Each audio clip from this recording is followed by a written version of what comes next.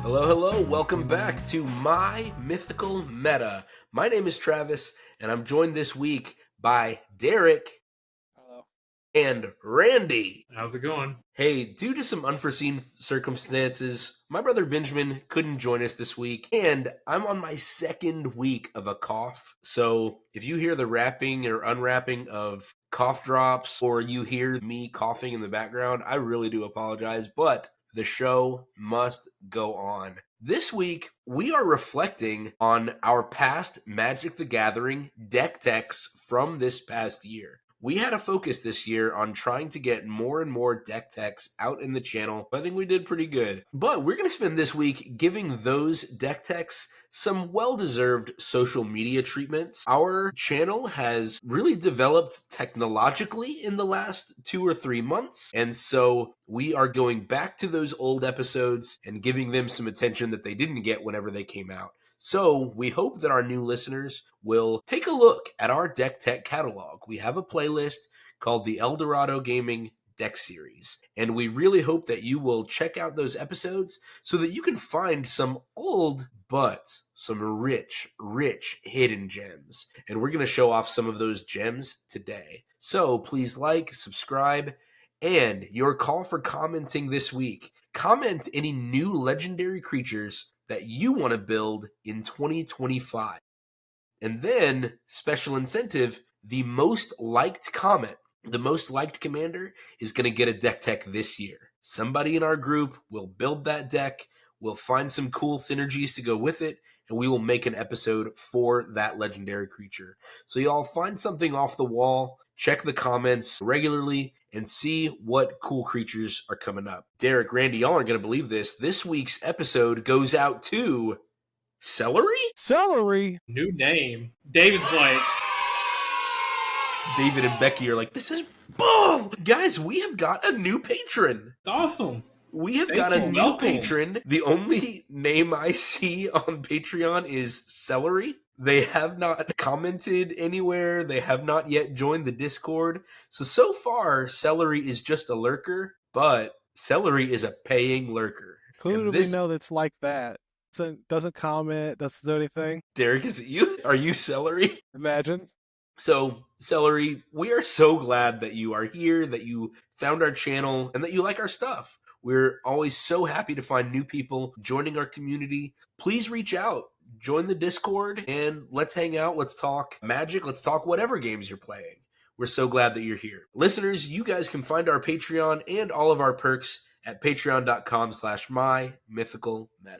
All right, let's bring it back together. The three of us are going to bring back some attention to our past deck techs. And y'all, we are going to be highlighting some combos, some finisher cards, or just some overlooked synergies. Things that we think if you built this commander and you don't have this card, you are absolutely doing it wrong. We think these are some must-includes, even if they are a little off the wall. And Derek is going to start us off. This deck that Derek built it was the star of the Ascension Classic. I'm going to put that link up here about the Ascension Classic. We had a competitive league at the beginning of this year, and this deck that Derek's going to tell us a little bit about, highlight some cards, it earned him an astounding number of points throughout the league because it could achieve all of our achievements. So, Derek, take it away and tell us about Elenda the Dusk Rose. You know her, you love her. Elenda the Dusk Rose, the feminine nomenon herself. Nuts. This deck was nuts. Yeah, this was a monster of a deck. She's white, black, and 2 for a legendary creature, Vampire Knight. She's 1/1 with lifelink. When another creature dies, put a +1/+1 counter on Elenda the Dusk Rose. And then when she dies, create X 1/1 white vampire creature tokens with lifelink, where X is her power. She is a bomb waiting to explode. Yeah, the idea is just it's every creature. So we're trying to kill your creatures, their creatures, anything. Yeah. Get her super big, and then kill her, bring her back for cheap, and then do it all over again. Because with that all way the you tokens can, she just made. if she stays big, commander damage. If she doesn't, army of vampires. Plus the lifelink they have, it just doesn't matter. your opponents can try as much as they want. Whether she's on the field or off, you're going to die. Yeah.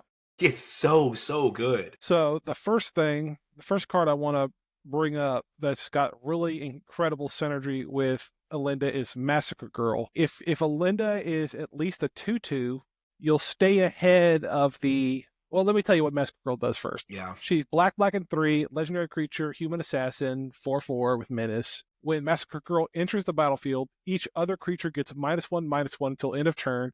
Whenever a creature dies this turn, each creature other than Massacre Girl gets a -1/-1 until end of turn. So it gets rid of indestructible creatures, hexproof creatures, all that stuff. But if Elenda is a 2/2, at least, she stays ahead of that -1/-1 wave that goes through the ranks. Because every time a 1/1 dies, and it gets a counter, and then now you're doing -2/-2 to everything. Then Elenda gets another one. It just keeps going until all that's left is your Elenda and Massacre Girl, ideally, if there's enough creatures to wipe out.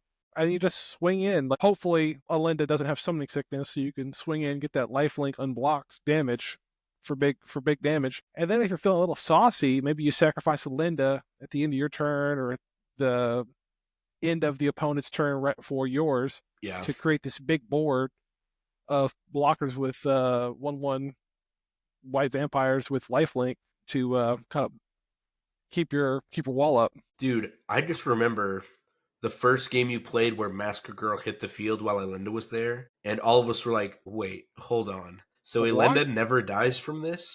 Yeah. And it's true, for every creature that dies, Elenda gains the power to stay ahead of Massacre Girl's wave of -1/-1s. Mm-hmm. It's wild. It's a beautiful, beautiful companionship. Girls get it done. Yes, girl power. This is what is it? This is Black Widow and Wanda in Avengers Endgame. Yeah, we'll get it there. And it's Captain Marvel, Okoye, all them. Yeah. Okay, so we talked about how Elenda wants to get stronger also. She gets stronger from creatures dying. Here's how to supercharge that. It's an artifact equipment called Blade of the Blood Chief. It costs 1 to play and 1 to equip. So super easy on super easy on a mana curve. Yeah. When a creature dies, put a +1/+1 counter on equipped creature. If equipped creature is a vampire, put 2 +1/+1 counters on it instead. Let's say it's equipped to Elenda. Elenda's got to get her trigger to get a +1/+1. And then, because she's a vampire, she'll get 2 more. So she's getting +3/+3 for 1 creature dying. +3/+3. It's insane value. It's huge. It's huge. One thing I like about Blade of the Blood Chief is because the deck is built around Elenda. Elenda has this ability. It's like a make your own commander card. You can attach Blade of the Blood Chief to anything. And you actually have a couple of other cards in this deck. And we're not going to get to them now, but you have some that have Elenda's death trigger. Mm-hmm. Make tokens equal to the number of, or equal to her power. Stick a Blade of the Blood Chief on there, and you have created a second Elenda. You've created a backup to your plan if people have exiled Elenda too much or whatever. Great value, Elenda. What'd you say, Randy? Great value, Elenda. Elenda, yeah. Great value, up and up Elenda. Yeah. So I think Blade of the Blood Chief is insane, and obviously the power boost is wild. +3/+3, insane. If you build okay, so I'll be honest. Benjamin's Voja deck is getting a little too much attention. Should we do a full digital remaster of Elenda? Yeah, Elenda versus Voja. Let's see what happens there. But if you build this deck, good. This is going to be a monster. Yeah. Like, there are times I think I could have lost as Elenda, but she just has so many ways to get out of a sticky situation that it's hard to keep her down. With like the life link, the body she can make, the going super tall, the Massacre Girl giving -1/-1s to indestructible creatures, things like that. It's a lot this deck can do. And listeners, go back and watch the full video because Derek has got the recursion to keep this happening over and over and over again. So army just keeps growing. Creatures are dying, and Elenda is dying and creating the army from her death trigger over and over and over again. It's really crazy. And there came a point where, I may have had a kill spell in hand, but it wasn't the right kill spell. And if I play it, Derek's board gets better. Yeah. Like, go watch this deck tech, because the section on board wipes, like, this deck has like 5 or 6 board wipes in it because they help his game plan. Yes. This deck gets stronger after a board wipe, just over and over and over again. A really awesome deck, and I really hope that it gets the attention it deserves. Maybe next time we play Magic, we need to do a Voja v Elenda showdown. Yeah. And see who does it better. Yeah. I don't know.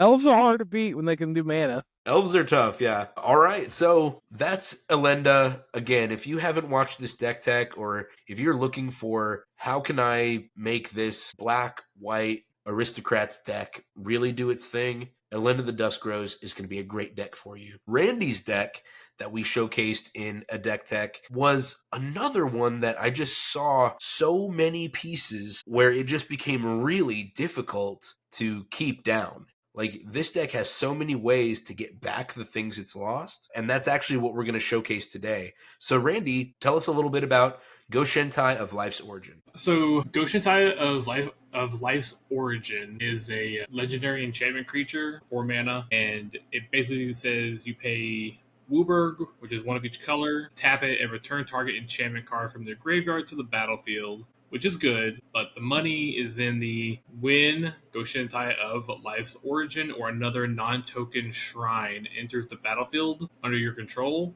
Create a 1/1 colorless shrine enchantment creature token. Pretty much, was it like 50% of this deck is just shrines? Or 50% of the permanents are shrines, if not more? Easily. Because there's, what all are there? There's the Hondens, the Sanctums, the Go Shintais, and there's 5 of each of those.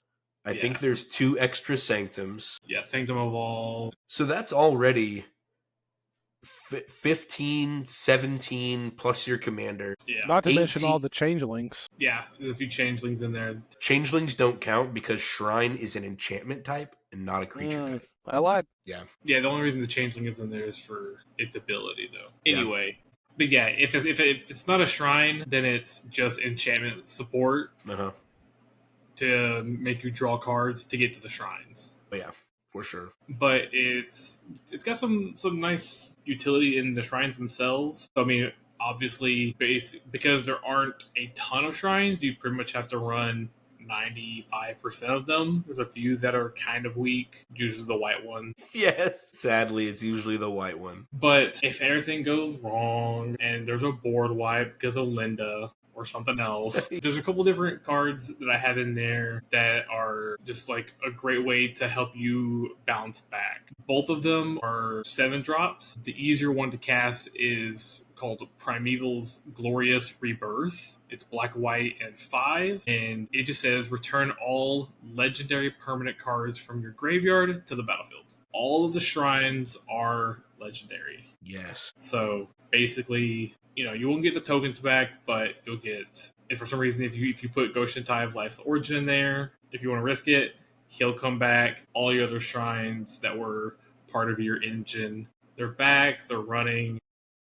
Mm-hmm. It's just, and some of them even have end-step triggers, so you won't even miss a step with them. So that's nice. I think Primeval's Glorious Rebirth is such a good card in this deck because you can go from only Go Shintai of Life's Origin on your battlefield. You can go from absolutely losing to winning. Like, say you've got 3 or 4 shrines in the graveyard and Go Shintai of Life's Origin is out. Well, for 5, you can get 1 of them back. Or for 7, you can get all of them back. Go Shintai's ability is an enter the battlefield trigger, so you don't have to cast them. They all slam back onto the battlefield. You get all of Go Shintai of Life's Origins shrine tokens immediately. This is a killer move. Yeah. To go from 0 to winning with a 7 mana card. Like, I get it. That's the point. But, I mean, that's what we want. We want cards in our deck that can go from parity to winning or from losing to winning. And I think Primeval's Glorious Rebirth is perfect for this. Can I just say this is what I hate about this stupid deck? First off is Shrines, which is I've been a hater on this deck since before it was even made, and that it does well, it makes me so frustrated. It makes you sick. Yeah, these stupid buildings are coming in and like That's what makes it do funny. nothing, and then we're all about to lose because We're Randy all has about to lose. 50 shrines all of a sudden. Because But Randy's that's what makes it funny, To wait for though. one turn. Randy's got Is Sanctum of it's Stonefangs or something like Yeah. that. yeah.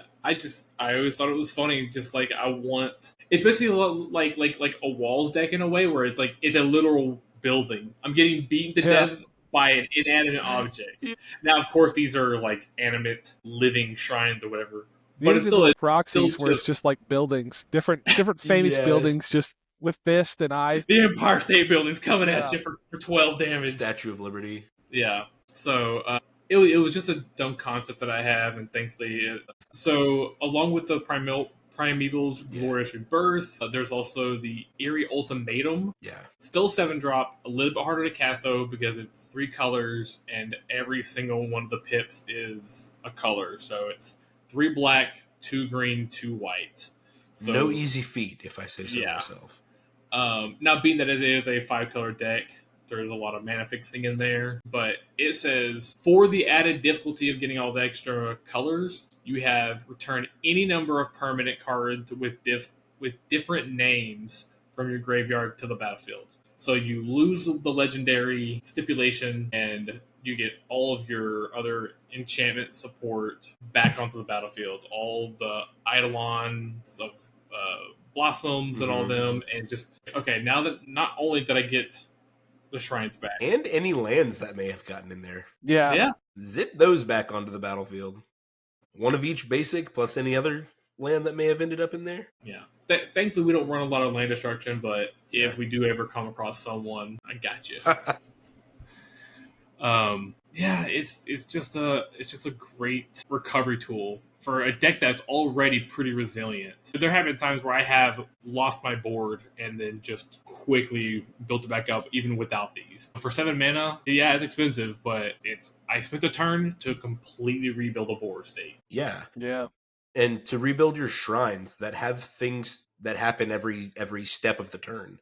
Yeah, You're going to get some of that value back immediately. Main phase 2, end step, all those. Yeah. They all have, like triggers, and they're pretty hard to beat. So Randy, if you had to choose one, which would you keep in your deck? Eerie Ultimatum, because it is going to give you, like I said, all of your enchantment support. Mm-hmm. So I'll be able to get a lot of the enchantresses back. So they also have ETBs. So you put them in first, then you bring in your draw shrine, cards off. You of draw them. a card, you gain a life. Yeah. You add a mana, you play a land, you get all those extra ETBs, and then the shrines, and then the shrine tokens, and then those shrine tokens are going to channel the ETBs again. Yeah.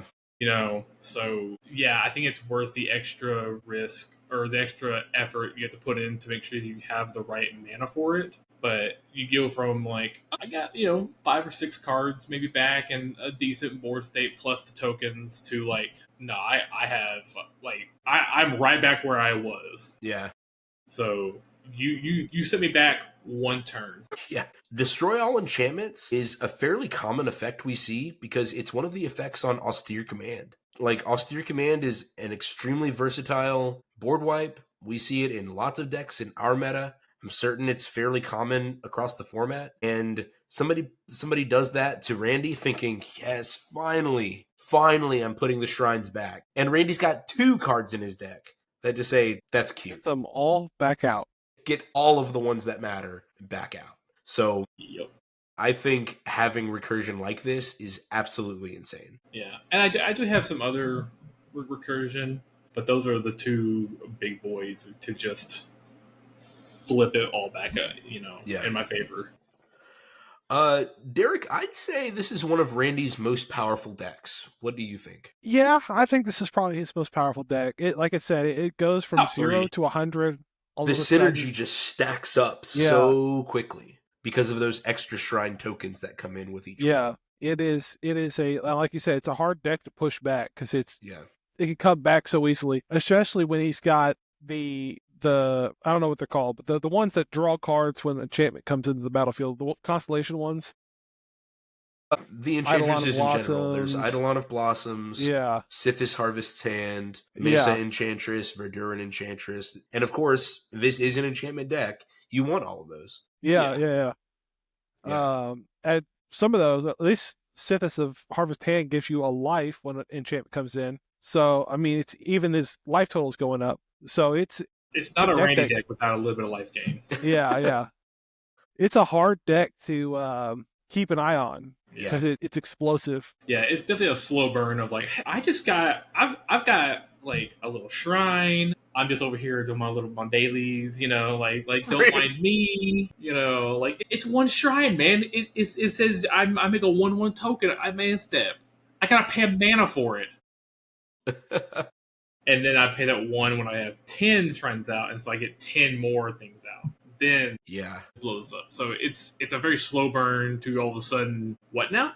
What's going on over there? Yeah, it's so good. Listeners, if you don't have a Go Shintai of Life's Origin deck in your meta, at your shop, or in your playgroup, you should be the one to make it. Yeah. You should be the one to make it. This deck is wild. It's very, it's You'd rather be the awesome. person to bring the shrines than to be the person that's like, a shrine deck? That's stupid. Yeah. You'd rather then be just get- Randy than Derek in this case.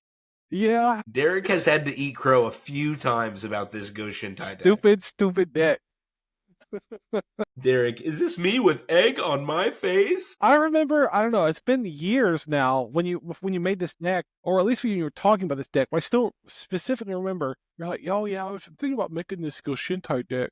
I was like, Well, it wasn't even, seems like it wasn't a even garbage Go deck. Shintai because he wasn't out yet. It was just, I wanted to do just like buildings, like I said, shrines, thrones, anything that was just like a building. I want to build a deck of buildings that aren't necessarily walls, Yeah. Yeah. Building wacky commander decks is part of the spirit of the format.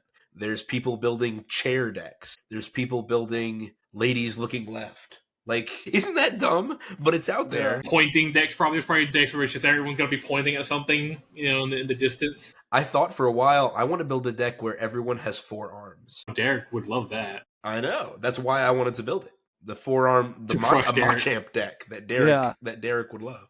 I haven't built it yet. It's still churning, so we'll see. Listeners, like I said, you'd rather be Randy than Derek in this case. Go back, listen to that deck tech. You're going to have a link right here in the video. It's an awesome piece of deck building. So the last one is mine, and I was so proud of this deck and so fascinated by this card whenever it was first revealed. The card I'm talking about, so I'm going to get to the commander in a second, but this deck was built around a card instead. This is my Dragon's Approach commander deck. Dragon's Approach is a sorcery for 2 and a red. It says Dragon's Approach deals 3 damage to each opponent. And then you can exile Dragon's Approach. It's a good one. And then you may exile Dragon's Approach and 4 cards named Dragon's Approach from your graveyard. So you can take that one and 4 that you've cast already. And if you do, search your library for a dragon creature card, put it onto the battlefield, and shuffle. So if you cast this enough, you get to tutor a dragon. And then it, of course, has the text, a deck can have any number of cards named Dragon's Approach. These cards always spark deck building. Like, anytime a card says a deck can have any number of cards named blank, that's fascinating to me. And I usually don't end up building them because the price on each individual one always goes up because everybody wants 30 copies of it. Like, if you want Relentless Rats, you need $4 a copy. Or a printer. Or it's a Steam printer. Or an just bought a new printer. one too. It's Super Tank or Eco Tank or whatever. I'm ready. Nice. You know cool. What? I just thought of who needs to be our first sponsor. It needs to be like HP Lexmark, brother. Just brought you by. That would be awesome. Who needs TCG Player when you have brother printers? Yeah. That'd be awesome. I'd love that. To be the Magic content creator who's that's just like steal it all. Play this deck without HP printers. So Dragon's Approach really did fascinate me because I don't normally proxy my cards, and I was on Dragon's Approach's tail when it came out. I was going after all my friends saying, hey, do you have extra copies of Dragon's Approach? I was scouring people's draft chaff piles after events were going off because Strixhaven was big for limited events, for sealed. Its pre-release was huge, and I was running around looking for them. So I managed to get all of my legitimate copies of Dragon's Approach, and I was like, okay, I'm going to make a commander deck with it. Now, the first card that I'm going to talk about is the Commander. You have options when you're thinking about building a commander deck for Dragon's Approach. You can build it mono red. Easily you can build it with mono red. You can use Torbrand. Make every Dragon's Approach deal 5 damage. Like, that would be nuts. You could build Izzet and get some extra spell casting, some extra draw power off of it. You could go Rakdos with Judith Carnage Connoisseur.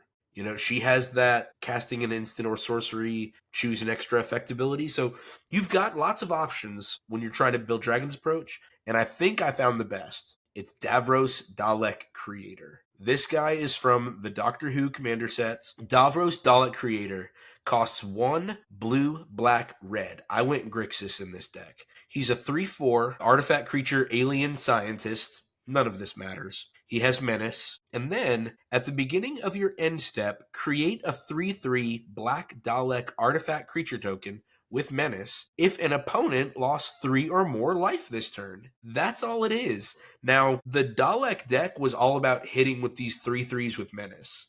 But that's not how I'm going to make my opponents lose 3 life. I'm going to make them lose 3 life by casting Dragon's Approach.